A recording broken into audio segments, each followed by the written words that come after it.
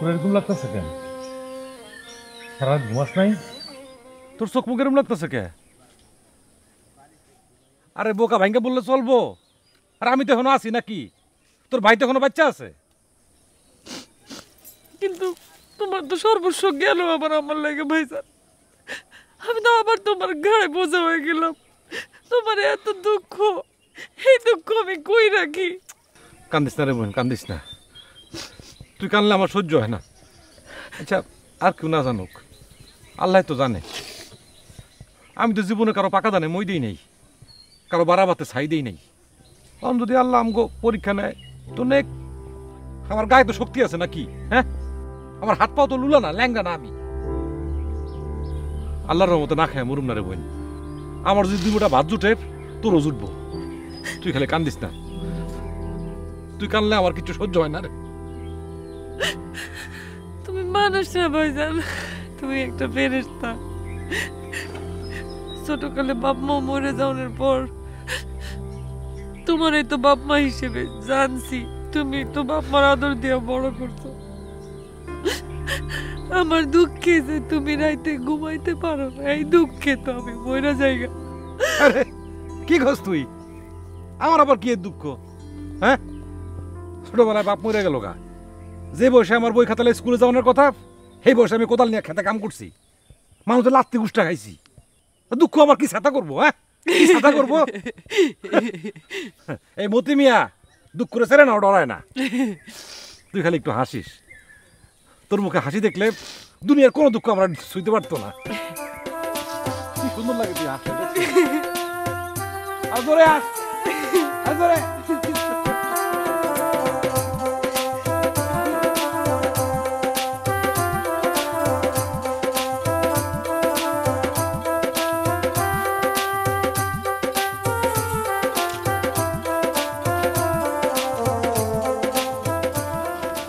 জমিলা, অনেক রাত হইল, তুমি কি ভাত খাইবা না?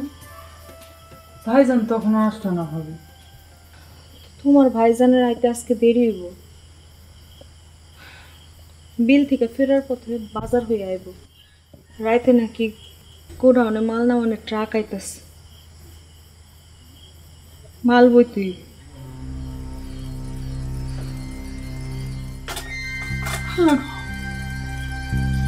মানুষটা এত কষ্ট করছে, এত কষ্ট মানুষটা সহ্য করবো কেমনে ভাবি কত। আমি তো এই বাড়িতে আসছি আমার ভাইজানের মাইরে ফেলনের লেগে দেখি। না না বোন, এমনি কইও না তুমি। তুমি কাইন্দো না, আমি তো তোমার কষ্টটা বুঝি। জানো, তোমার ভাইজান সারা রাত ঘুমাইতে পারে না। আমি এটাও জানি তুমিও ঘুমাইতে পারো না। আমিও তো কিছু করতে পারতেছি না।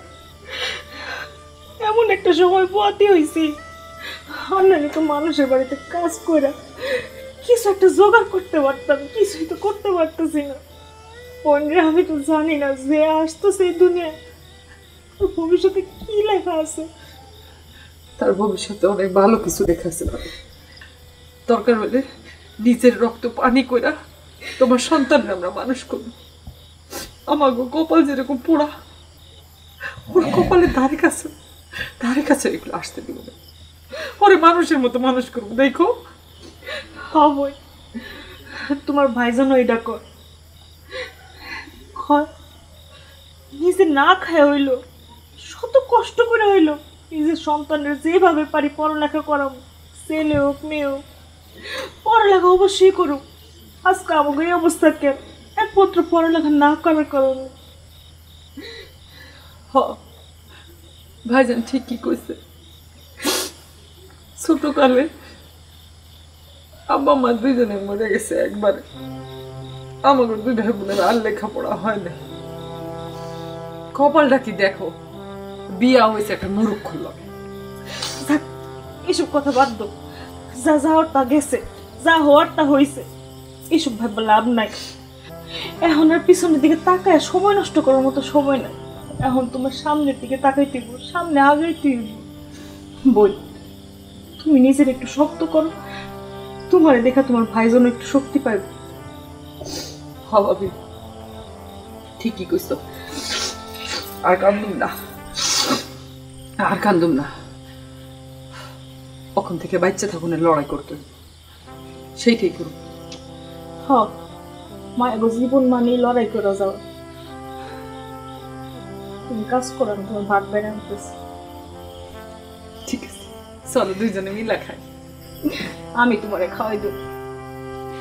হাতের কাজটা শেষ করে আমি ভাত বেড়ে আনতেছি।